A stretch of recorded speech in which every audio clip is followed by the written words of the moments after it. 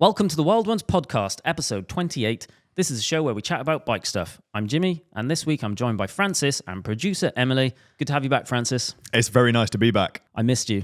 I enjoyed the two podcasts while I was away. Oh, right. Okay. I got to listen to them because I don't usually listen to them. Why would I? Because I was in it. I thought you were going to say that you enjoyed not being here. Well, I was kind of here, wasn't I? And I was in the wind tunnel with you. And I feel like I've been back for a while. But I'm newly back to the podcast, and it's nice to be back. Welcome back. Thank you. How have you guys been? Emily looks distracted. Sorry, she's pressing buttons on a complicated machine. Yep. This is why I don't get involved. I'm trying to deal with producing. Your so levels. the podcast actually gets made. Yes. Yeah, let's stop distracting her. What's been going on in cycling news lately? So lactate monitors. Sounds weird. Apparently, they're the most important revolution to hit the pro peloton since heart rate monitors. I bet they're going to be banned. So these are new devices that continuously track your lactate levels. Lactate is a substance made continually by muscle tissue and red blood cells. It's really important because it carries oxygen from your lungs to other parts of your body. When you exercise, the amount of lactate you produce increases. During vigorous exercise, there comes a tipping point where the amount of lactate you produce outpaces your body's ability to use and clear it. So it builds up in the blood and muscles, and you feel pretty rough. This point is often called the lactate threshold. When you're over that threshold, you'll typically see a decline in performance. So riders' lactate thresholds are often used at the top level to inform training decisions and base your zones and training plans on. Do you know the difference between lactate threshold and an FTP? They are very, very similar. FTP is a lot. There's different definitions. FTP, the way Coach Ken has put it to me, should be the power you can put out for an hour. So all of the tests, ramp tests, 20-minute tests, minus 5%, all of that is trying to replicate that. The best thing is doing a proper lactate test where you actually find out what you... But most people's lactate thresholds and FTPs are very, very similar. Yeah, my understanding is an FTP test is attempting to work out what your lactate threshold is. Yeah. So it's kind of like a mathematical method for roughly trying to work it out, whereas an actual lactate test is going to tell you what the actual exact figure is. Exactly. Well, you can do an FTP test at home, whereas even a coach has to have some sort of qualification or medical training because it involves pricking the rider's finger, taking a blood sample, or it's just a tiny blood sample while you're doing the test, in my experience, and then they'll put it through a little thing and it will give you a lactate reading every time you test it. So it's every 2 minutes or whatever. And you have to have you'll have to be qualified in some way to have a proper sharps disposal bin and all of this kind of stuff. So if a coach is doing that, they've gone through proper training, hopefully. Yeah. No one's expected to, you're not going to do that at home, are you? So people opt for things like the Zwift ramp test because it's easier to do. Yeah, I feel like it's the sort of thing that normal people are fine using an FTP, and the top end, the top 0.1% of actual proper professional athletes are probably always doing lactate tests anyway, but in a much less convenient way than this kind of new technology which is popping up. If they're around the team, when I did a training camp. I was on a training camp with Astana and did a couple of rides with them, and they were in the early season testing phase, and they were doing both lactate tests and they were doing 20-minute tests up mountains as well in Calpe. So there'll be an outdoor test where they weren't checking lactate, and then the indoor one they were checking lactate. So there's a mix. Yeah. I guess what equipment they have, because the lactate test, they have to have the expert there. Mm-hmm. They have to have the sports scientist there, or the coach, or whoever it might be. So it's less repeatable and accessible. But if you're a pro and you want to if they probably are testing a few times through the season, not always going to have a sports scientist guy there. Yeah. But yeah. We asked our pal, Will Girling, who's the team nutritionist for EF Pro Cycling, what he thought about continuous lactate monitors and their potential impact on training and results. He told us that a lot of pro teams already monitor lactate levels closely, and they'll be doing that with the finger prick thing. Many will do this by doing stuff like ramp tests and taking frequent lactate samples through the test. So the only difference a monitor would make would be the more frequent readings. He said that he could see the benefits as it gives you a much more accurate picture of where lactate is accumulating, and in conjunction with data on blood glucose levels, gives you a really good picture of a rider. This allows them to make more accurate, tailored recommendations in terms of training and fueling.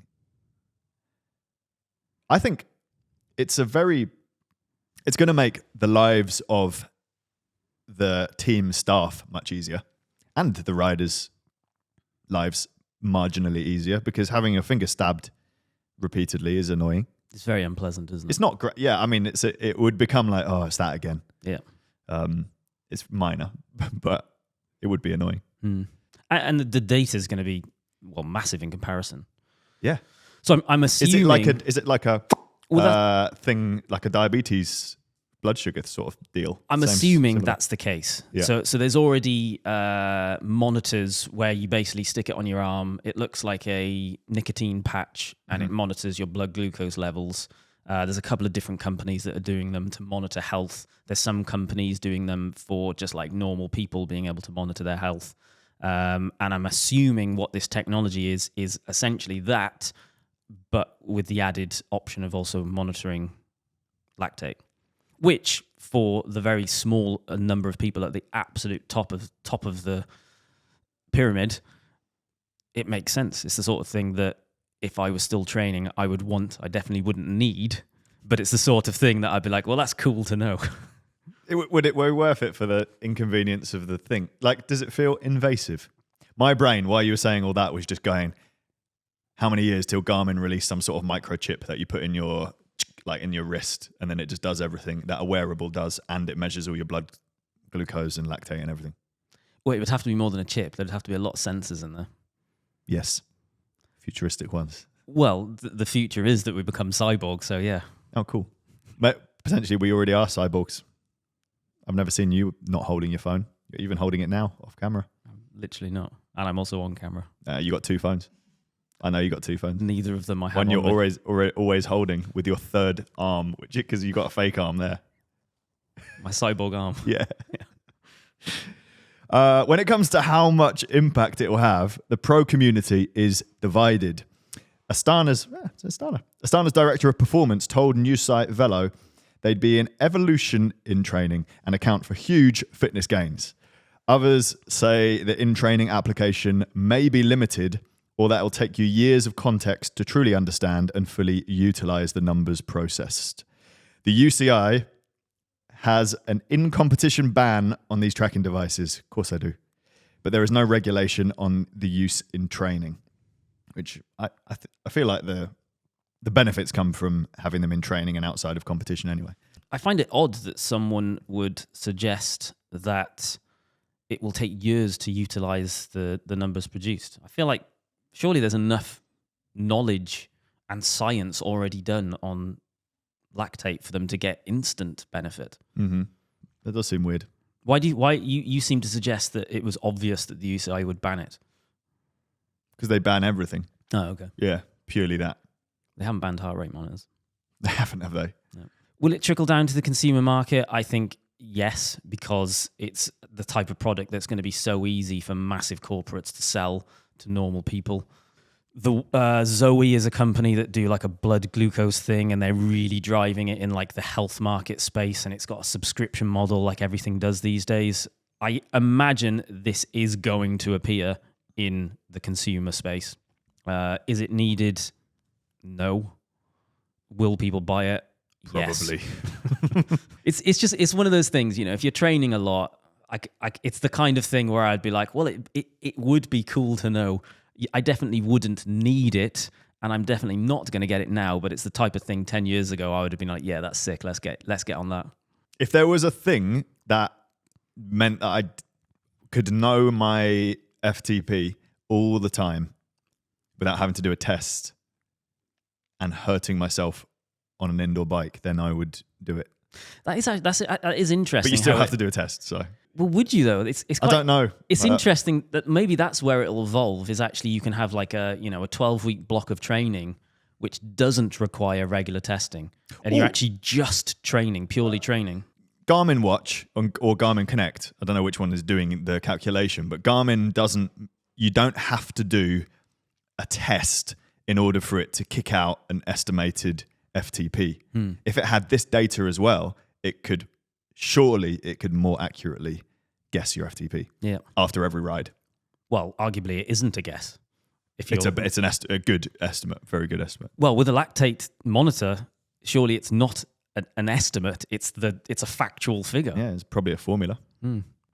Right, next we have former pro rider Philippe Gilbert. He has been found guilty of assault and battery along with 3 others after an incident on a training ride when he was still riding for BMC. The retired road race world champion was training on the course of Liège-Bastogne-Liège in Belgium with teammate Loïc Vliegen. They were close passed by a motorist. Loïc was thrown to his left when the driver close passed. They then caught up with the driver a short time later as he was sat in traffic. They had heated words and a physical row broke out in which Gilbert fractured his finger. All 3, the driver and the 2 cyclists, were also found guilty of assault and battery over the fight, which actually happened in April 2016. So that's a long time ago. The driver was also found guilty of deliberately obstructing the traffic. Gilbert was awarded €500 and Loïc was awarded €1,000. Both cyclists were ordered to pay the driver and a passenger a token sum of €1. Sweet. I feel like you've probably got some road rage incidents from historic stories. Nah, never any rage from my side. Although I wanted to. But I've been chased by people before after they've close passed or shouted something out the window and you've caught them up. And then there was one time I was with Lawrence and a guy got out of his car and started chasing us on foot, which obviously was never going to go well for him. He ended up really far away from his car by the end. A long walk back. I've actually got one. I ended up reporting someone to the police. Really? It was a long time ago. It's probably it'll be pushing 15 years now, I reckon. Commuting in London. So it wasn't like on a training ride or anything. It was literally just commuting through Hackney on a single speed. And a white van guy decided that I had cut in front of him or something or other. And then drove alongside me, called me the C word, then shouted at me, "I'm going to kill you," before swinging his van into me and hitting the curb. So I whacked the brakes on and he ploughed into the curb. He then swung his van around into the middle of the road, blocking both sides of traffic, and started shouting at me for a while. So I was just looking at him going, well, this is good. Excellent. Let's see what he does here. And then eventually drove off. And I remember saying his number plate over and over in my head so I didn't forget it. And then I got to work. It was at the point where I was so desensitized to road rage that it just didn't bother me. I was just like, all right, cool, yeah, whatever, get on with it. I want to go to work. And then when I told some people in work, they're like, you've got to report this. You have to report that. I was like, well, there's no point. Nothing's going to happen. And you've forgotten the number plate. No, I had remembered it. Oh, really? I reported it to the police. Someone then came over my house a couple of days later to do a proper report. They then got back to me a week later and said, yeah, we tracked it down to a company that owns the van. There was no confirmation of who drove, so there's nothing we can do. I'm like, oh, all right, cool. So as expected, nothing happened. Yeah, pretty standard response. Yeah. I like that. You do get desensitized, don't you? Yeah. I'm now at the point where I'm very calm when anything like that happens. And I definitely won't stop or even try to talk to someone. It's pointless. It's pointless. They're different people when they're behind the wheel of a car.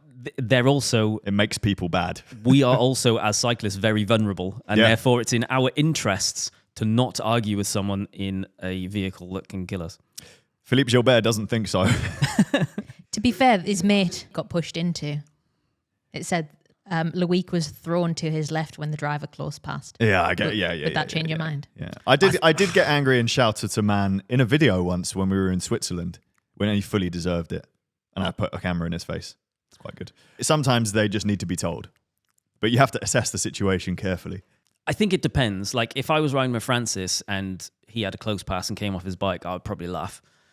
If it was Emily, however. Well, if it was Francis, I would laugh and then make sure I got it on film. If it was Emily, I would probably instantly go into rage mode and then I would double track because I know Emily wouldn't... Actually, I feel like there might actually be an example of this. I think there was one, wasn't there, where I was really, really angry and you told me not to do anything. So I so I didn't do anything. Yes, I would rather it not be escalate. Even if it's someone else's fault, I don't want to have to deal with the confrontation and your rage. Nothing good can happen No. at all. You are at a disadvantage in that situation. If someone's proved that they are ignorant, they're going to close past you and potentially hurt you. It's not a situation you want to be in. No. But what I am going to start doing, so I'm ramping. So the winter in the Northeast is a bit of a beast, and it's challenging. It makes me not want to commute at this point of the year. Come the spring, my plan is to commute into the studio a lot more by bike, and I'm going to put the Garmin Varia on my bike, and I'm actually going to start recording it and start submitting stuff to the police, because at the moment there are lots of cases of the police actually doing stuff about it, whereas 10, 15 years ago, I'm not even sure you were able to submit this sort of footage. At least fines and things, isn't it? Yeah. So that's my plan. I'm going to start submitting it in that way. There was one instance. Do you remember we talked about this in a podcast a while ago, where there was two young people on a moped that, they were going to rob us of our bikes, but we saw them in time and we stopped and we turned around and went the other way. If I had been with Tony and not you, we would have carried on riding, and that would have ended very differently. So there is situations where, well, I don't know. It would have been different. I think probably what you would have discovered is actually they're having like a cheeky little spliff on the side of the road. I wish I I could believe that, but nah, they were 100% after the bikes. They weren't. They were. They were probably. Well, they might have been. They 100% were. If you'd been with Tony, you would have found out for sure. We would have found out. Yeah. Philippe Gilbert. So I mean, we have just said nothing good will come of it, but Philippe Gilbert and Loic have just been paid to beat a guy up. Yeah, but I guess they'll have a criminal record. Yeah, they also will have a criminal record. That's correct. Do you think Philippe Gilbert cares as like one of the highest paid riders ever? Probably not. I don't know. Depends if he wants to become a teacher, I guess. I wouldn't want to fight him. DBA. Why? DBS check. Yes, CBA check. I called it DBS. Can't be us check. CBA check. I would have a CBA check. I would pass. Here's a question for you. So you've just said you wouldn't want to fight Philippe Gilbert. What cyclist would you want to fight? Which pro cyclist would you want to fight? Chris Froome. Why?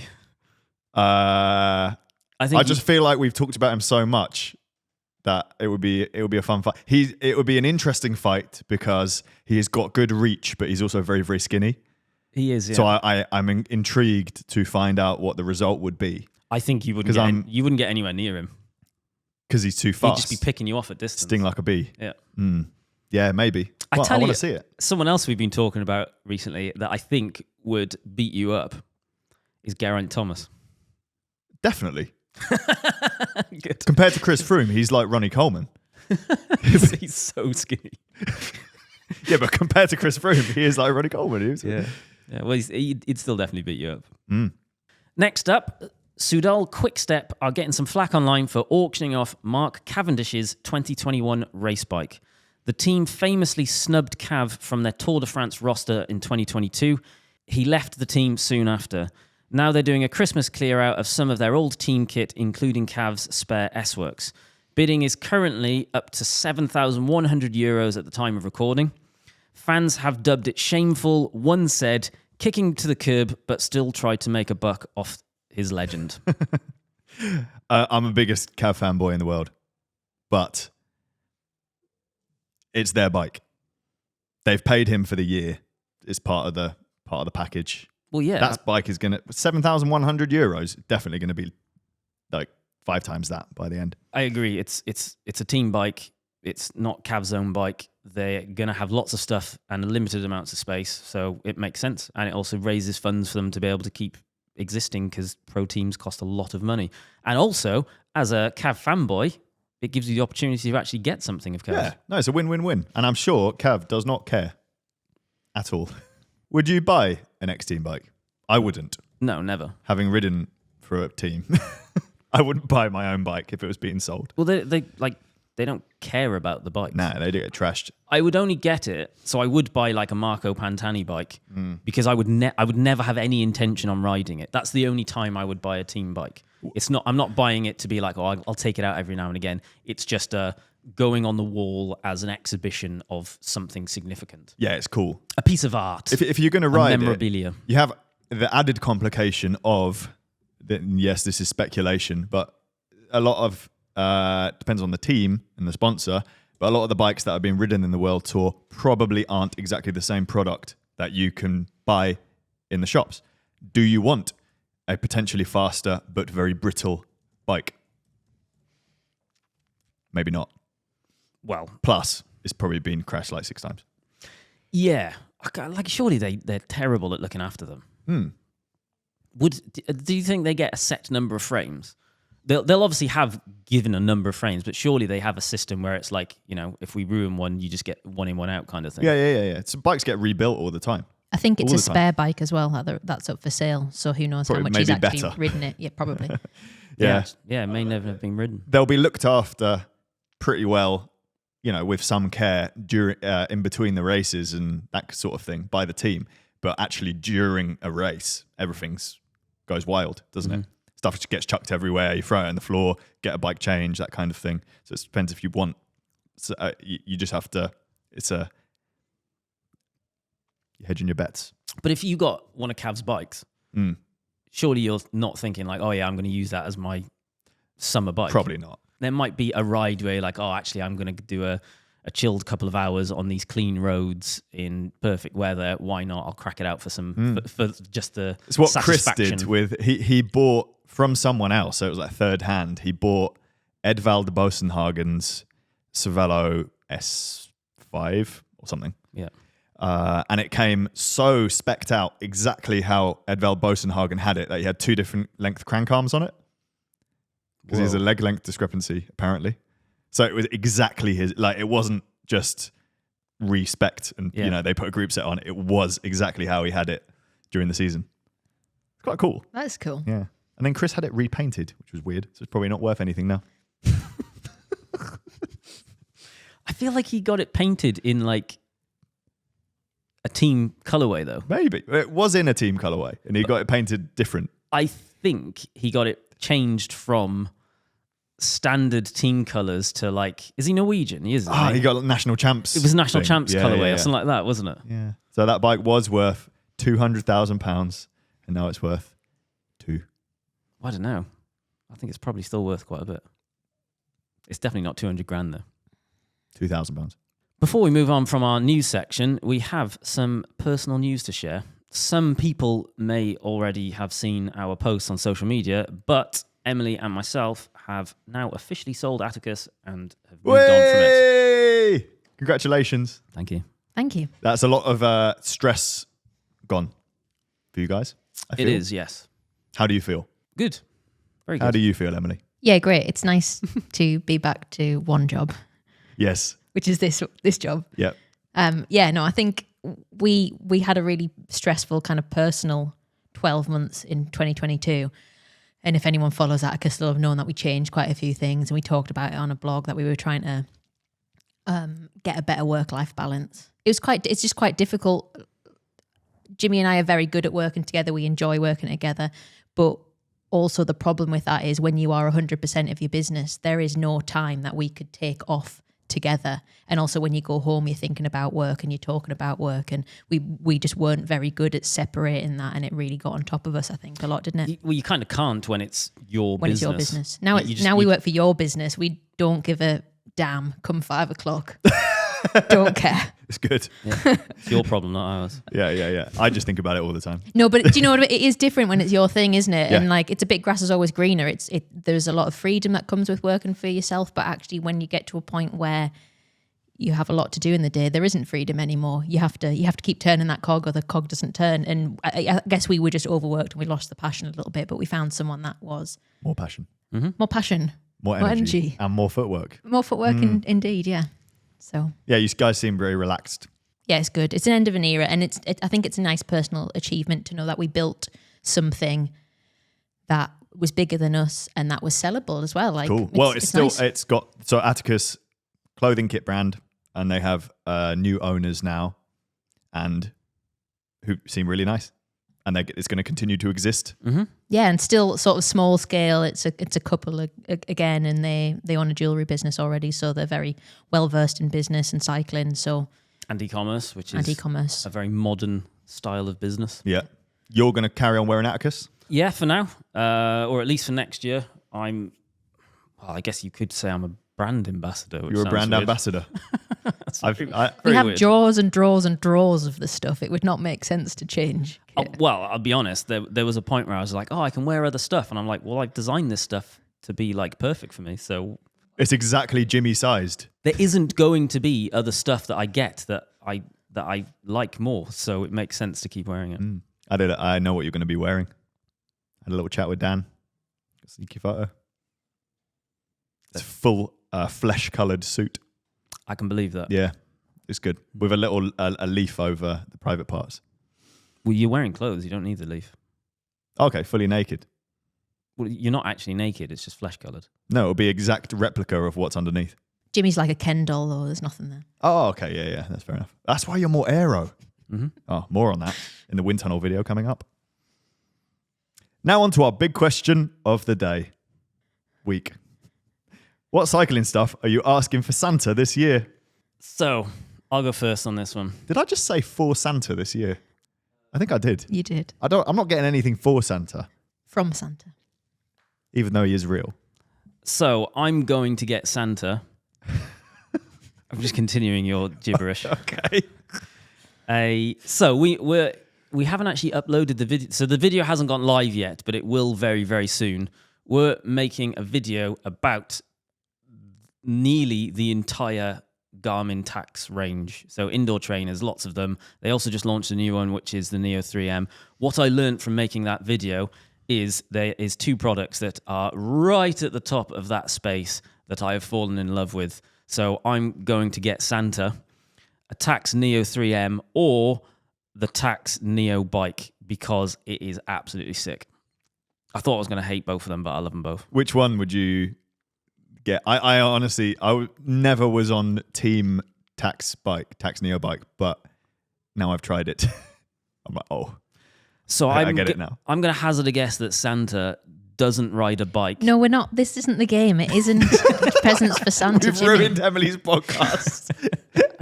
Again, for 28 weeks in a row. I would like a bike, the Neo bike, but it's $3,500, and I like sitting on my bike. Yeah. When you get your bike dialed in, it just feels nice to be on it, to have your shifters slightly worn, your saddle kind of, just everything is exactly yours and how you ride out on the road. Wear in like yeah, definitely. shoes. I do. I think they do.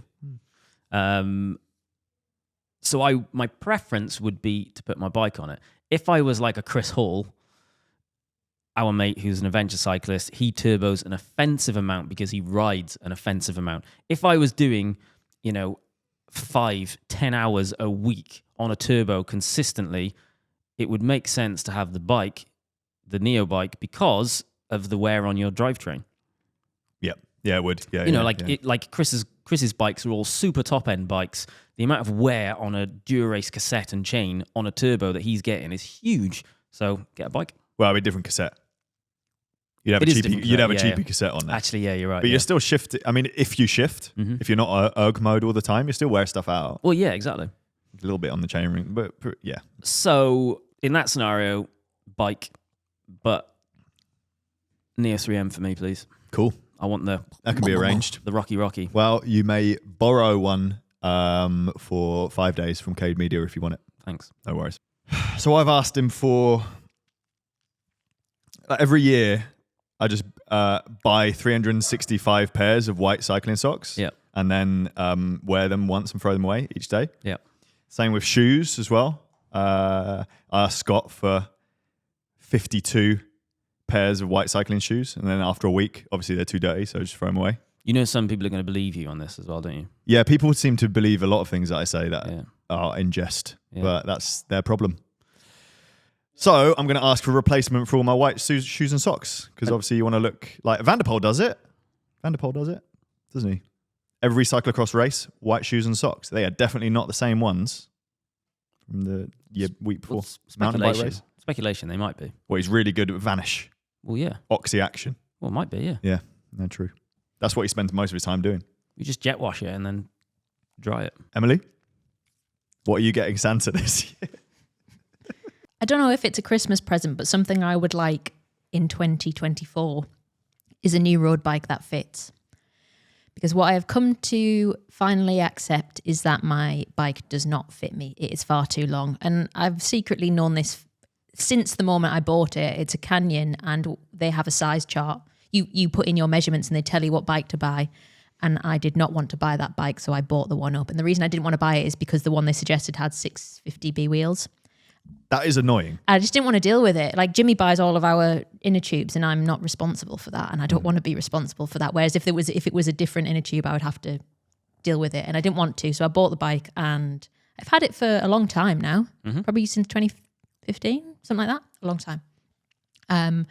And I've dealt with it. And I think probably only since getting my gravel bike, I've started to ride my road bike less and less and less, and I've done not much riding this year, and I've come to realise it just doesn't fit.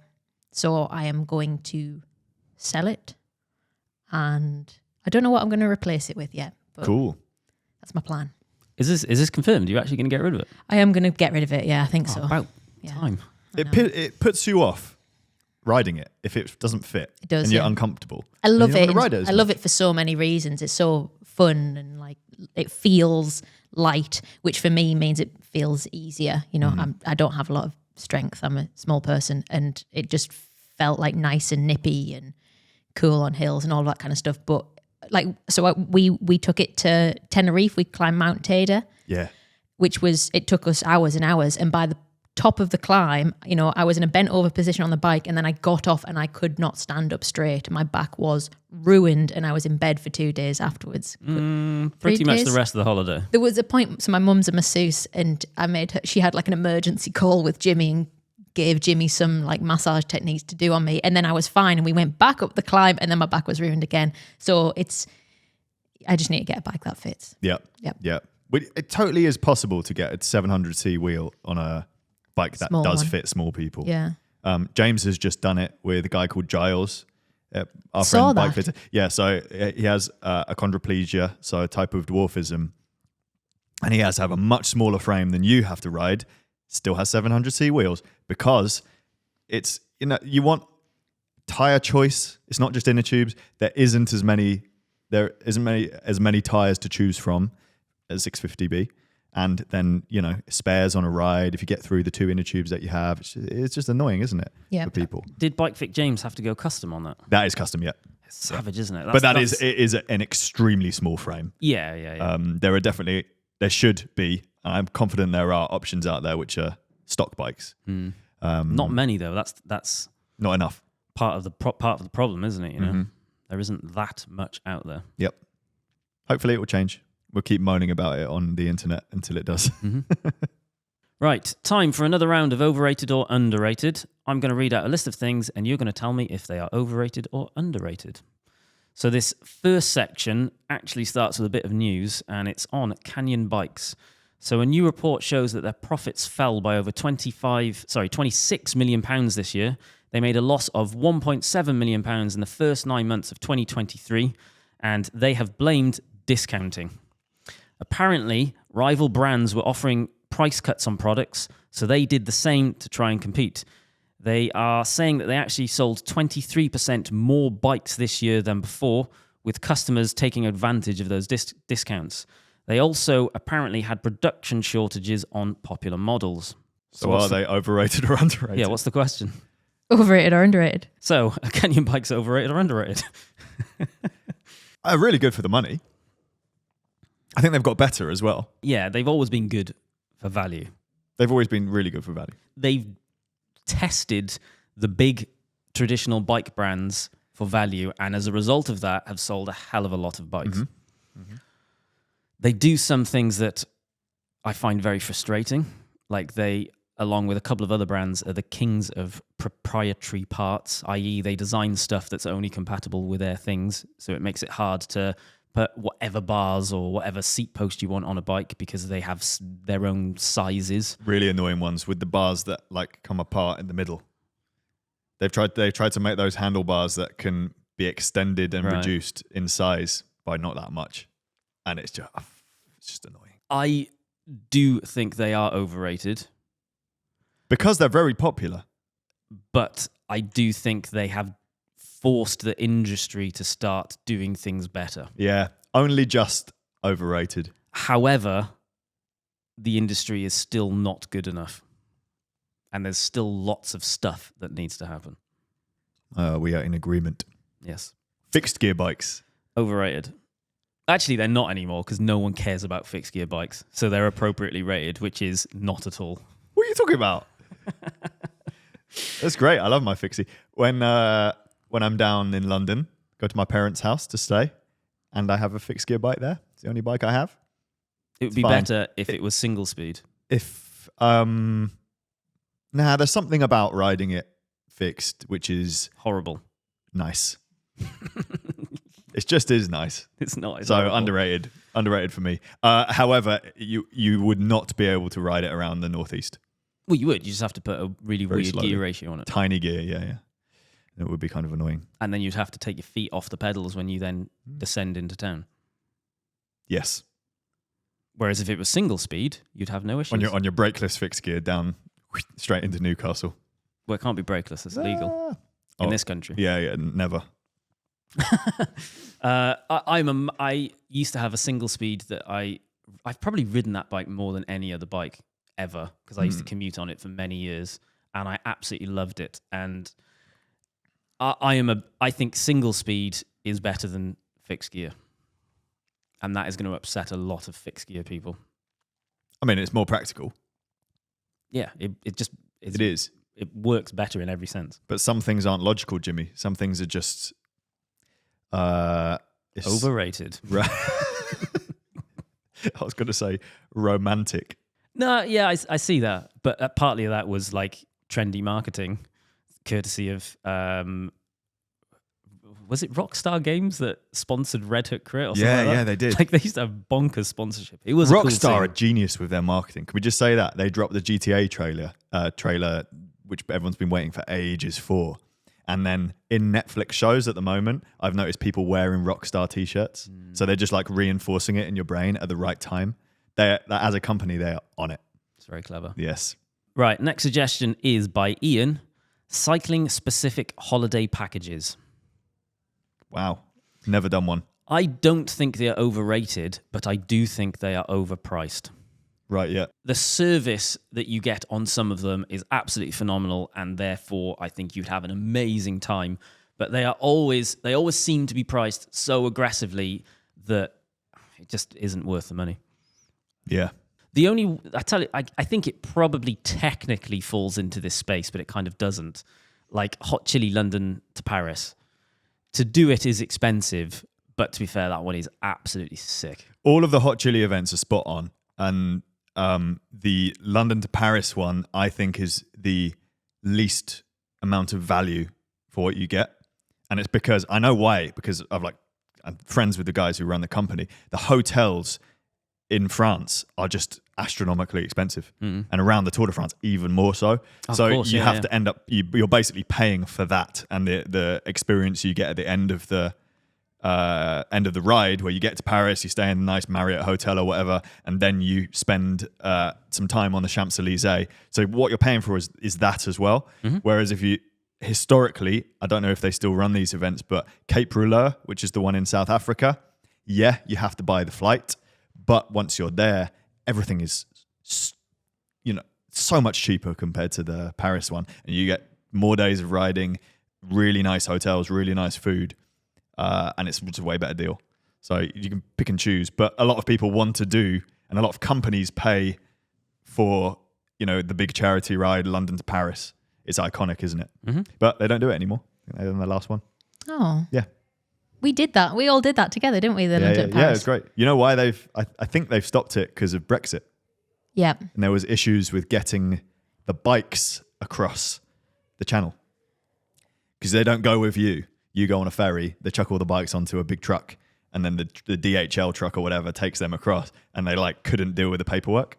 It was just monster job. Because it's technically an import. There's also a lot more passport control as well because we're no longer members of the EU. So there was always a really finite time to get on the ferry, wasn't it? Whereas now you assume you can't get on that ferry until you've gone through passport control. I think so, yeah. We went on a cycling, well, it was a triathlon camp, wasn't it? We used to go on. That was outrageous value. Is this where someone crashed on his face on like the first 5 miles? Yes. On one of the occasions, yes. But let's not tarnish it with that.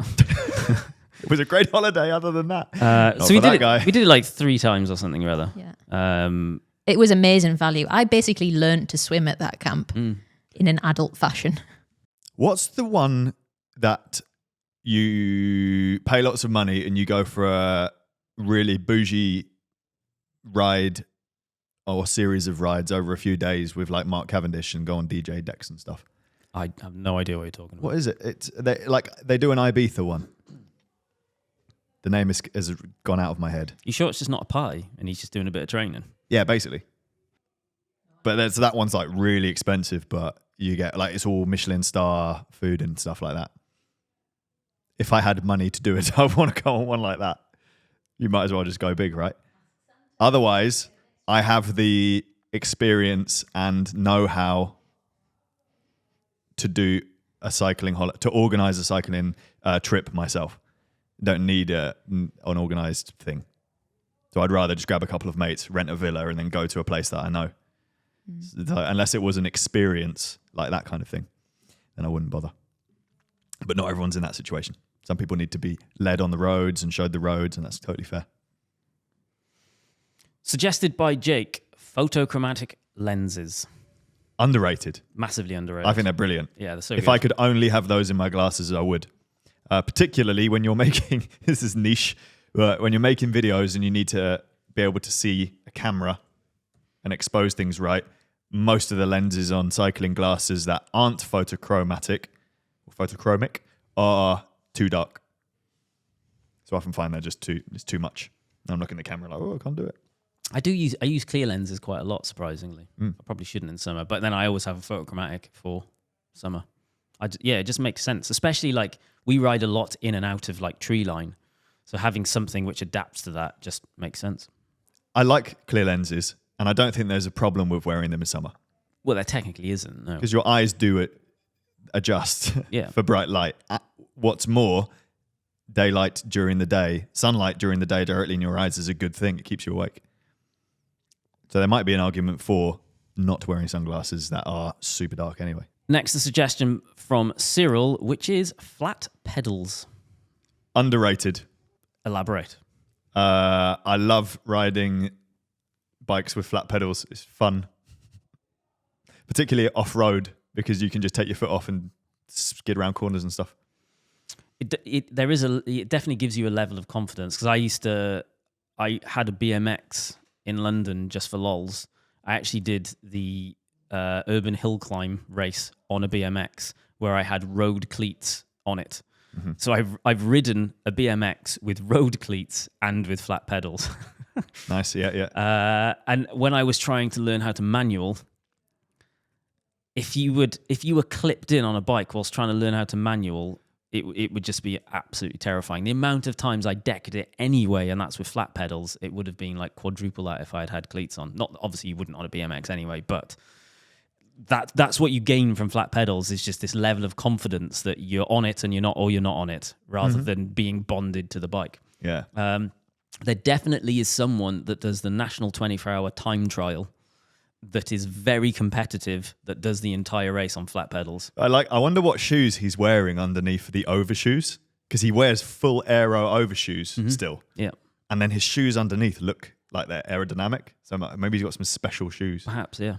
I'm sure there is some studies around the benefit of clipped-in pedals on certain things, and I think once you start going really long and the powers are less high, in terms of like efficiency, it's not. It kind of like there's diminishing returns. Yeah, it's more like the benefits are really when you're accelerating and like if you're working the bike out the saddle to catch up with someone. Yeah, you'll be like, oh, if you're on flat pedals, it would be horrible. Yeah.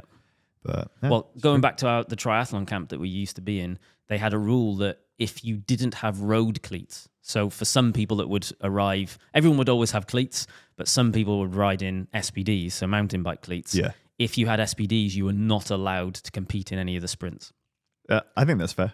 So the theory is you're more likely to pull your foot out of a pedal, in which case you're more likely to pull down the people around you as well as crash yourself. It's why I tighten up my pedals so much, particularly for mountain biking. There's nothing worse than pulling your feet out of your pedals when you've just gone off a jump, because you can't get them back in. Whereas flat pedals would be fine, but flat pedals that I reach a point off road where if I'm doing a proper bit of mountain biking in inverted commas, which is technical, I much prefer being clipped in, because I know my feet aren't going to do anything weird. Yeah. And flat pedals then don't feel right to me. But there's a mix in the world of mountain bike. But yeah, mountain bike people will use really large pedals with studs in, and then mountain bike shoes, which it all just grip. It's not like just using a bog standard flat pedal with a normal pair of trainers. Yeah, they're designed to grip. Plus, I actually learned from one of my mates, Billy, who used to do a lot of mountain biking very competitively. There's actually like flat pedal technique. Oh, yeah. Where you like position your heels and your angles in different things so that if you're doing a jump, you grip it in a different way and stuff, which, it's a whole different skill, isn't it? Suggested by Kevin, classic electric guitars, in brackets, Fender Strat, Gibson Les Paul, etc. Yes. I mean, underrated. Just, yes, give them to me. Yes, I want them, yeah. Well, you're definitely a vintage Strat person. I only have classic guitars. Classical Oh, no, guitars. wait. No, I've got those weird, they're still Strats, yeah. Got the Hamsters ones, haven't I? All right, you're the guitarist. Talk about guitars. The guitar design has not changed very much, and the original designs are still the best, which is mad. Like, isn't it crazy? Leo Fender, who's the guy who started Fender, and he designed the Telecaster, I think it was originally Broadcaster, Telecaster, Stratocaster, and they're still the guitars that everybody uses on stage. Okay, yeah, there's like metal versions, but still same sort of body shape. He got it right almost first time. It's really cool. I love a classic guitar. Cool. Keep sending in your suggestions to wildonespodcast@cademedia.co.uk, and we might read yours out in the next show. Next on to Fluff Up of the Week. I know what this one is. I laughed so much. I didn't. So You did. You were laughing as it happened. Surely not as it happened, because I thought my life was going to end. So earlier this week, we filmed a video which is coming out in a section of a video which is coming out in the next couple of weeks. And we were very fortunate to spend some time in a wind tunnel. What I didn't expect was to literally end up in the wind tunnel. So it's a very weird looking thing. There's basically a room in the middle where the bike is and looks like a normal room, attached to two massive chambers.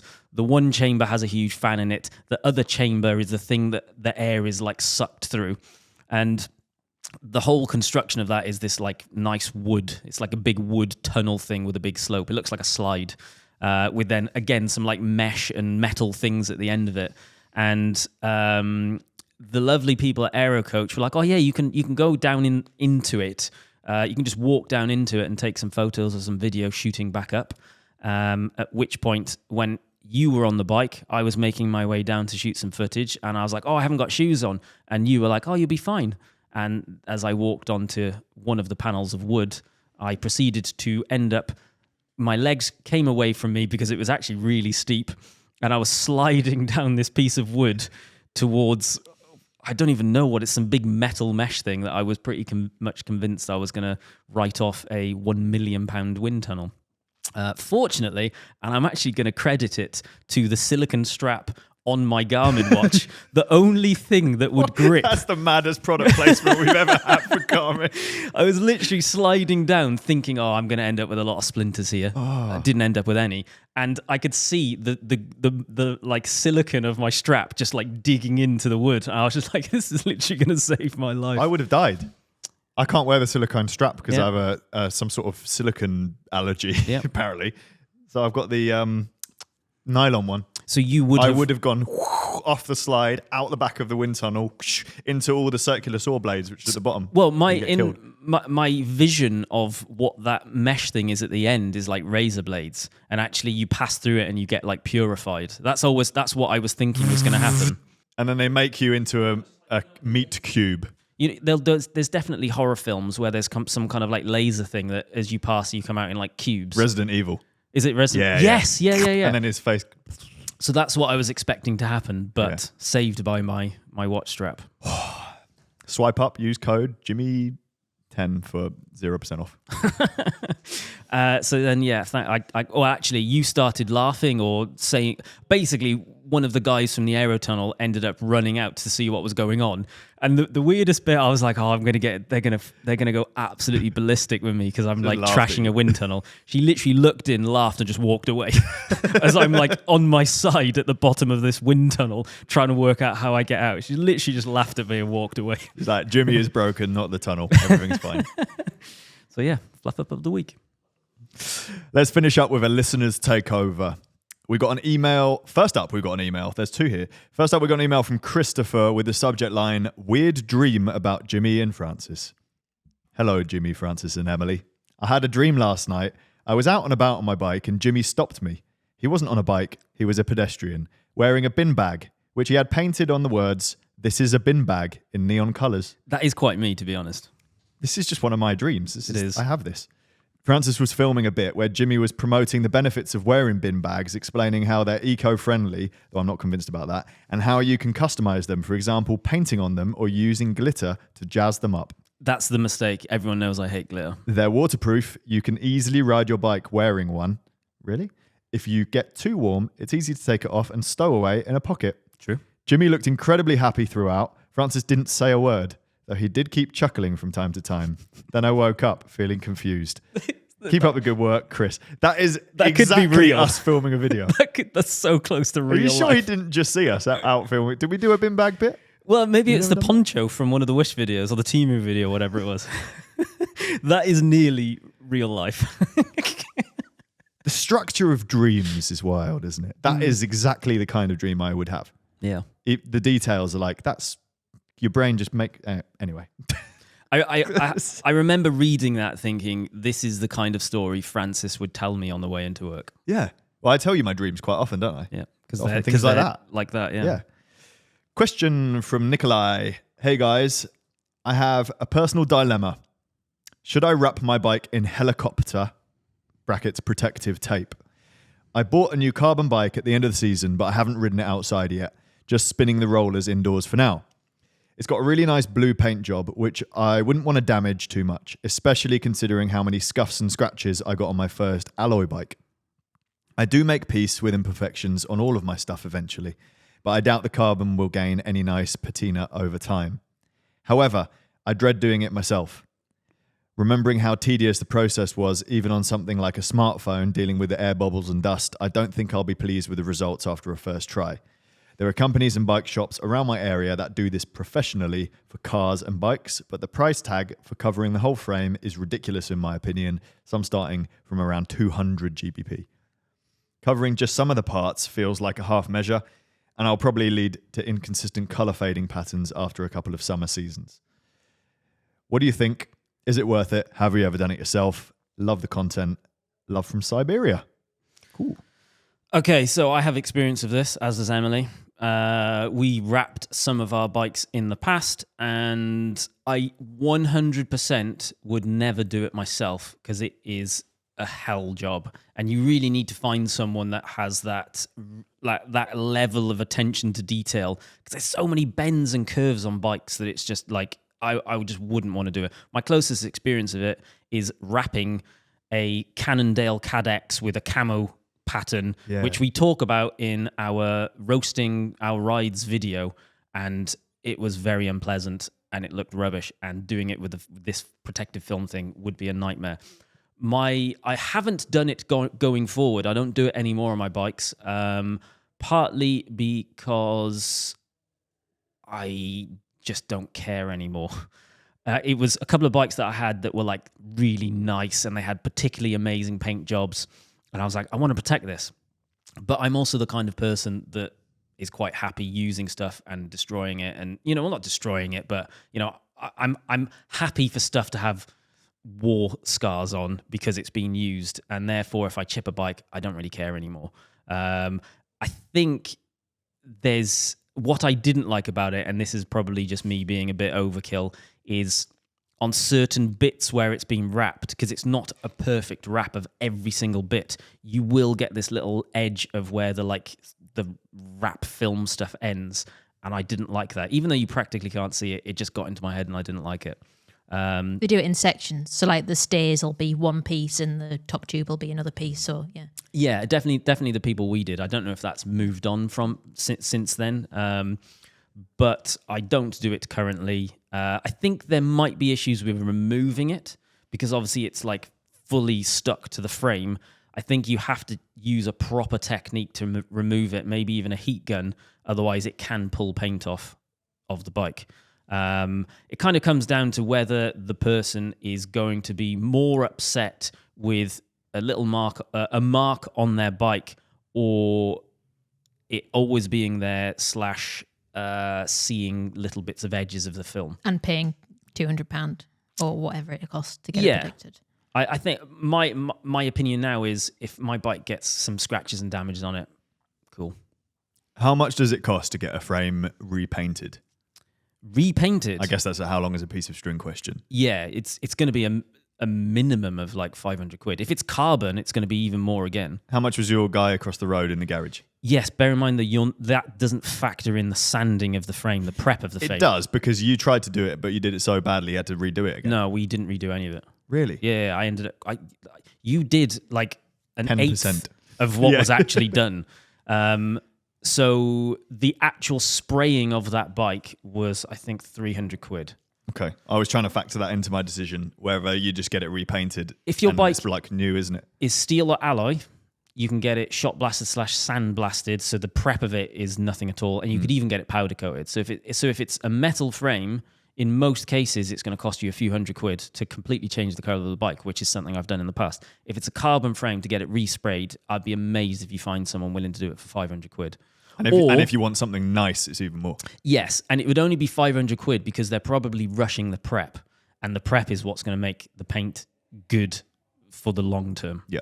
So £200 to protect your paint isn't a lot of money if you don't want to potentially be spending £1,000 to respray it further down the line.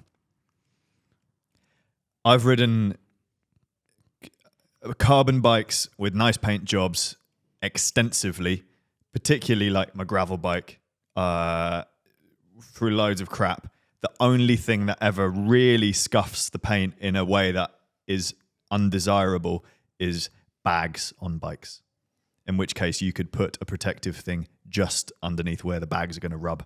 Everything else doesn't ever end up massive and a problem. Yeah, of course. Unless you have a terrible crash, but in that case, it might just be written off anyway. Yeah, it's not going to cause a problem, but some people are not going to want any marks on their bike. Well, it's a bike. So either protect it or don't protect it. Yeah, don't bother. That's where I am now, to be honest. Yep. Keep sending in your questions, stories, and fun stuff to wildonespodcast@cademedia.co.uk. Before we go, we want to ask you a favour. If you liked the episode, please take a moment to give us a 5-star review or leave a like and comment if you're watching it on YouTube. It doesn't take long, but by doing this, you help us boost the profile of the podcast and we can continue to put it out for free. Don't forget to subscribe. Thank you very much. Goodbye. Is this Christmas or not Christmas? Not Christmas. Next week is Christmas. Have a wonderful Christmas, everyone. Happy Christmas. If you celebrate. And if not... Holidays. Have a wonderful time. Bye.